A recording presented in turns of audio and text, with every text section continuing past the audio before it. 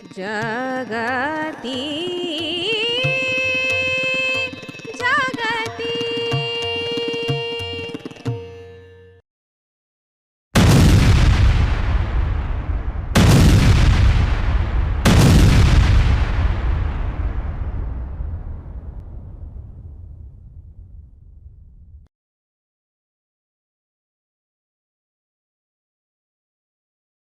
ನಮಸ್ತೆ ಶ್ರೀಪಾದ ಹೆಗಡೆ ಅವರೇ. ನಮ್ಮದು ಜಗತಿ ಚಾನಲ್ಗೆ ನಿಮಗೆ ತುಂಬ ಹೃದಯದ ಸ್ವಾಗತ. ಈಗ ನಿಮ್ಮ ಪರಿಚಯವನ್ನು ಗಣಪತಿ ಸರ್ ಅವರು ನಮಗೆಲ್ಲ ಮಾಡಿಕೊಡ್ಲಿಕ್ಕಿದ್ದಾರೆ. ದಯವಿಟ್ಟು ಸಹಕರಿಸಬೇಕು ಅಂತ ಕೇಳ್ಕೊಳ್ತೇನೆ. Okay, thank you. Shripada Hegde ಅವರಿಗೆ ನಮಸ್ಕಾರ. ನೀವು ಸ್ವಾತಂತ್ರ್ಯ ಯೋಧರ ಕುಟುಂಬದಿಂದ ಬಂದಂಥವ್ರು, ಆಮೇಲೆ ನೀವು ಕೂಡ ದೇಶದ ಸ್ವಾತಂತ್ರ್ಯವನ್ನು ರಕ್ಷಣೆ ಮಾಡಲಿಕ್ಕೆ ಅಂತ ಸೇವೆ ಸಲ್ಲಿಸಿದವರು ಸೇನಾಪಡೆಗಳಲ್ಲಿ. ನಿಮ್ಮ ಒಂದು ಪ್ರಾರಂಭಿಕ ದಿವಸಗಳ ಬಗ್ಗೆ, ವಿದ್ಯಾಭ್ಯಾಸದ ಬಗ್ಗೆ ಸ್ವಲ್ಪ ತಿಳಿಸ್ಕೊಡ್ಬೋದಾ ನಮಗೆ? ಶ್ಯೂರ್ಲಿ.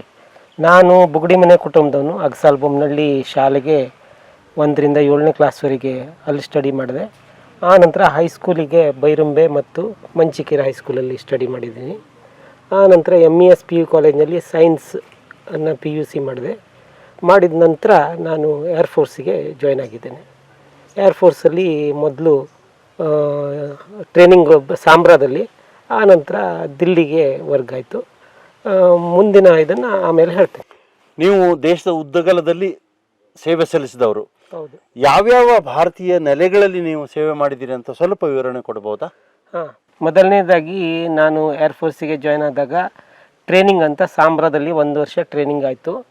ಅಲ್ಲಿಂದ ನಮಗೆ ಡೆಲ್ಲಿಯಲ್ಲಿ ನಮ್ಮದು central account office Subrata park ಅಂತಿದೆ, ಅಲ್ಲಿಗೆ ವರ್ಗ ಆಯಿತು. ಅಲ್ಲಿ ಒಂದು 6 ವರ್ಷ ಮಾಡಿದೆ. ಮಾಡಿದ ನಂತರ ನಾನು ಬೆಂಗಳೂರಿನ ಕಮಾಂಡ್ ಹಾಸ್ಪಿಟಲ್ ಅಲ್ಲಿಗೆ ಬಂದೆ. ಅಲ್ಲಿಂದ ನಾನು ಎಜುಕೇಷನ್ ಮುಂದುವರಿಸ್ಬೇಕು ಅಂತೇಳಿ ಈವ್ನಿಂಗ್ ಲಾ ಕಾಲೇಜಲ್ಲಿ ಅಡ್ಮಿಷನ್ ತೊಗೊಂಡು ಅದಕ್ಕೆ ಹತ್ತಿರ ಆಗುವಾಗೆ ಟ್ರೈನಿಂಗ್ ಕಮಾಂಡ್ ಮೈಕ್ರಿ ಸರ್ಕಲ್ ಇದೆಯಲ್ಲ, ಅಲ್ಲಿಗೆ ವರ್ಗ ಸಿಕ್ತು ನನಗೆ. ಸೊ ಟ್ರೈನಿಂಗ್ ಕಮಾಂಡಲ್ಲಿ ವರ್ಗ ಆದ ನಂತರ ಅಲ್ಲಿ ಕೆಲಸ ಮಾಡಿದ್ದೀನಿ. ಅದರಿಂದ ನಂತರ ನಾನು ಶಿಲಾಂಗಲ್ಲಿ ಈಸ್ಟರ್ನ್ ಏರ್ ಕಮಾಂಡ್ ಅಂತಿದೆ, ಅಲ್ಲಿಗೆ ವರ್ಗ ಆಯಿತು.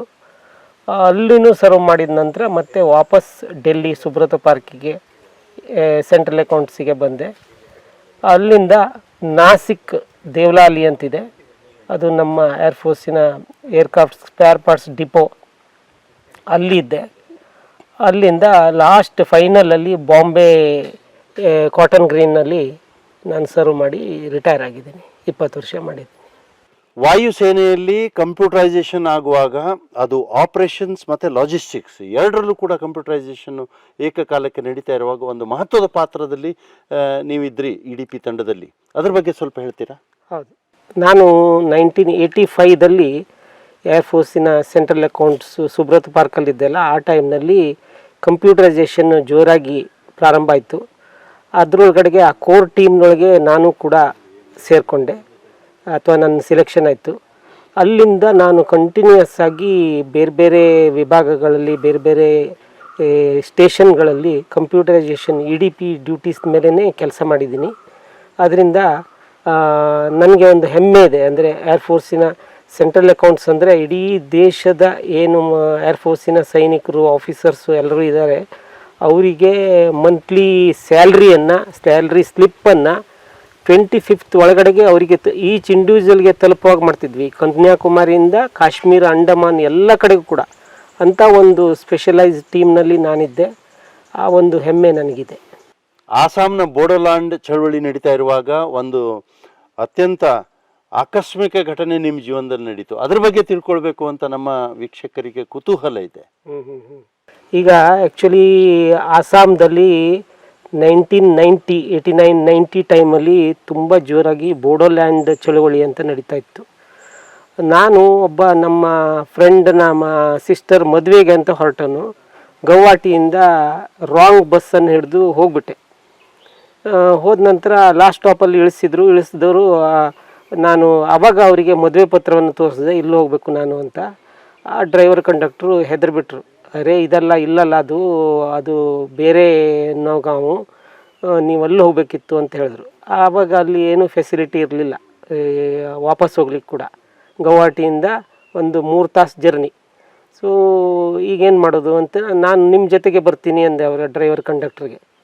ಅವರು ತುಂಬ ಗಾಬರಿಯಿಂದ ಹೇಳಿದರು, ಇಲ್ಲ ಇಲ್ಲ ನೀವು ಬರೋ ಹಾಗಿಲ್ಲ ನಮ್ಮ ಜೊತೆಗೆ, ನಾವು ನದಿಯ ಆ ಕಡೆಗೆ ಇರ್ತೇವೆ. ಅಂದರೆ ಅದು ಆ ಕಡೆಗೆ no man land and Bhutan start ಆಗುತ್ತೆ ಅಲ್ಲಿ. ಆ ನದಿನೇ ಗಡಿ, ಭಾರತದ ಭೂತಾನದ ಗಡಿ. ಸೊ ನೀವು ಅಲ್ಲಿ ಬರುವಾಗಿಲ್ಲ. ನಾನು ಹಾಗಿದ್ರೆ ಬಸ್ಸಲ್ಲಿ ಮಲಗಲಾ ಅಂತ ಕೇಳಿದೆ. ಇಲ್ಲ ಇಲ್ಲ ಇಲ್ಲ, ಬಸ್ಸಲ್ಲೂ ಇರೋ ಹಾಗಿಲ್ಲ, ಆಪ್ಕೋ ಪತಾ ನೈ ಹೈ, ये बहुत ಡೇಂಜರ್ ಜಾಗ, ಟೆರರಿಸ್ಟ್, ಅಲ್ಲಿ ಟೆರರಿಸ್ಟ್ಗಳ ಆ್ಯಕ್ಟಿವಿಟಿ ತುಂಬ, ಭೂತಾನ್ ಮತ್ತು ಇಂಡಿಯಾದ ಈ ಬೋಡೋಲ್ಯಾಂಡಿನ ಟೆರರಿಸ್ಟ್ ಆ್ಯಕ್ಟಿವಿಟಿ ಇತ್ತು. ಅದರಿಂದ ಅವರು ಹೆದರ್ಕೊಂಡು, ಇಲ್ಲ ಇಲ್ಲ ನೀವು ಬಸ್ಸಲ್ಲೂ ಮಲಗುವಾಗಿಲ್ಲ, ನೀವು ಏನು ನೋಡಿ ಜಂಗಲಲ್ಲಾದ್ರೂ ಇರಿ, ಏನಾದ್ರು ಮಾಡ್ಕೊಳ್ಳಿ ಅಂತ ಹೇಳಿದ್ರು. ಕಡೆಗೆ ಬೆಳಗ್ಗೆ ಎಷ್ಟು ಗಂಟೆಗೆ ಹೊರಡ್ತೀರಾ ಅಂದರೆ 7 ಗಂಟೆಗೆ ಹೊರಡ್ತೀವಿ ಅಂದರು. ಅವ್ರ ಜೊತೆಗೆ ಹೋಗುವಾಗಿಲ್ಲ, ಬಸ್ನಲ್ಲೂ ಉಳಿಯುವಾಗಿಲ್ಲ, ಜಂಗಲಲ್ಲಿ ಇರಬೇಕಂತೆ. ಇಮಿಡಿಯೇಟ್ಲಿ ನಾನು ಒಂದು ಯೋಚನೆ ಮಾಡಿದೆ, ನದಿ ಇದೆ ಅಂದರೆ ನೀರಂತೂ ಇದೆ, ತೊಂದರೆ ಇಲ್ಲ ಅಂಥೇಳಿ ಆ ನದಿ ಪಕ್ಕದಲ್ಲೇ ಹೋದೆ. ನನ್ನ ಹತ್ರ ಲುಂಗಿ, ಒಂದು ಪ್ಯಾಂಟ್ ಶರ್ಟು, ಆಮೇಲೆ ಬಿಸ್ಕೆಟು ಮತ್ತು ವಾಟರ್ ಬಾಟ್ಲ್ ಇಷ್ಟೇ ಇರೋದು ನನ್ನ ಹತ್ರ. ನಾನು ಆ ನದಿ ಪಕ್ಕದಲ್ಲೇ ಹೋಗಿ ಸಪ್ಪೆಲ್ಲ ಮುರಿದು ಒಂದು ಹಾಸಿಗೆ ಮಾಡಿಕೊಂಡು ಅದರದ್ದೇ ಸಪ್ಪಿಂದ ಅಲ್ಲೇ ಕೂತ್ಕೊಂಡು ಏನು ಮಾಡಿದ್ರೂ ನಿದ್ರೆ ಬರ್ತಿಲ್ಲ. 12 ಗಂಟೆಗೆ ಟೆರರಿಸ್ಟ್ ಆ್ಯಕ್ಟಿವಿಟಿ ಸ್ಟಾರ್ಟ್ ಆಯಿತು. ಅವರು ಸಾಕಷ್ಟು ಬೈಕು, 100 ಬೈಕು, ಆಮೇಲೆ ಜೀಪು ಇವೆಲ್ಲ ಬರೋದು ನನಗೆ ದೂರದಿಂದ ಕಾಣಿಸುತ್ತೆ, ಆದರೆ ಘನ ಜಂಗಲ್ಲು. ಆದರೆ ನಾನು ಹತ್ರನೂ ಬರುವಾಗಿಲ್ಲ, ಕ್ಯೂರಿಯಾಸಿಟಿ ಇದ್ರೂ ಅವ್ರು ನೋಡಲಿಕ್ಕೆ ಬರುವಾಗಿಲ್ಲ. ಯಾಕೆಂದರೆ ಆ ಡ್ರೈವರ್ ಕಂಡಕ್ಟರ್ ಹೇಳಿದರು, ಇಲ್ಲೆಲ್ಲ ನೀನು ಎಲ್ಲೂ ತೋರಿಸ್ಕೋಬೇಡಿ, ಮತ್ತು ಭಾರಿ ಡೇಂಜರ್ ಪ್ಲೇಸು ಅಂತ ಹೇಳಿದರು. ಮತ್ತು ಬೋಡೋಲ್ಯಾಂಡ್ ಅಂದ ತಕ್ಷಣ ನನಗೆ ಗೊತ್ತಾಯಿತು ಇದು ವೆರಿ ಡೇಂಜರ್ ಪಾಯಿಂಟ್ ಅಂತ, ಮತ್ತು ಭೂತಾನ್ ಬಾರ್ಡರು. ಸೊ ನಾನು ಕೇರ್ಫುಲ್ಲಾಗಿ ಅಲ್ಲೇ ಅಡ್ಕೊಂಡು ಇದ್ದೆ. ರಾತ್ರಿ 3 ಗಂಟೆವರೆಗೂ ನಿದ್ದೆ ಇಲ್ಲ. ಅಂತೂ 3 ಗಂಟೆ ನಂತರ ನಿದ್ರೆ ಬಂತು. ಅವ್ರದ್ದು ಆ ಟೆರರಿಸ್ಟ್ ಆ್ಯಕ್ಟಿವಿಟಿನೂ ಕಡಿಮೆ ಆಯಿತು 3 ಗಂಟೆಗೆಲ್ಲ. ಸೊ ಆಮೇಲೆ ನಿದ್ದೆ ಮಾಡಿ ಬೆಳಗ್ಗೆ ಅದೇ ಬಸ್ನಿಂದ ವಾಪಸ್ ಗೌಹಾಟಿಗೆ ಬಂದು ಶಿಲಾಂಗಿಗೆ ವಾಪಸ್ ಹೋದೆ. ಮದುವೆಗೆ ಹೋಗಲಿಲ್ಲ ನಾನು. ಬದುಕಿದೆಯಾ ಬಡ ಜೀವವೇ. ಇಂದಿರಾ ಗಾಂಧಿ ಅವರ ಅಸಾಸಿನೇಷನ್ ಆಗಿ ಸಿಖ್ಖರ ವಿರುದ್ಧ ನರಮೇಧ ನಡೀತಾ ಇರುವಂತಹ ಒಂದು ಸಂದರ್ಭದಲ್ಲಿ ಕೂಡ ನೀವು ಸೇವೆ ಸಲ್ಲಿಸಿದವರು, ಅದ್ರ ಬಗ್ಗೆ ಒಂದು ಸ್ವಲ್ಪ ಮಾಹಿತಿ ಕೊಡಿ ನಮಗೆ. ನಾನು 1984 ಸುಬ್ರತೋ ಪಾರ್ಕಲ್ಲಿ ಏರ್ಫೋರ್ಸ್ ಸೆಂಟ್ರಲ್ ಅಕೌಂಟ್ಸಲ್ಲಿ ವರ್ಕ್ ಮಾಡ್ತಾ ಇದ್ದೆ. ಆ ಟೈಮಲ್ಲಿ ಪ್ರೈಮ್ ಮಿನಿಸ್ಟರ್ ಇಂದಿರಾ ಗಾಂಧಿ ಅವ್ರದ್ದು ಅಸೋಸಿಯೇಷನ್ ಆದ ನಂತರ ಸಿಖ್ಖರ ನರಮೇಧ ನಡೀತಾ ಇತ್ತು. ನಮ್ಮ ಏರ್ಫೋರ್ಸ್ನವ್ರನ್ನ ಎಷ್ಟೋ ಸಿಖ್ಗಳನ್ನು ಪಾಪ ಅವ್ರನ್ನ ಹತ್ಯೆ ಮಾಡಿದರು. ಅದರಿಂದ ಏರ್ಫೋರ್ಸ್ನವರು ತಕ್ಷಣ ಒಂದು ಕ್ವಿಕ್ ರ್ಯಾಪಿಡ್ ಆ್ಯಕ್ಷನ್ ಟೀಮ್ ಅಂಥೇಳಿ ಮಾಡಿ ಅದರಲ್ಲೂ ಕೂಡ ನನ್ನನ್ನು ಭಾಗವಹಿಸೋ ಹಾಗೆ ನನಗೂ ಆಫರ್ ಕೊಟ್ಟರು. ನಾನು ಅದರಲ್ಲಿ ಭಾಗವಹಿಸಿದ್ದೆ.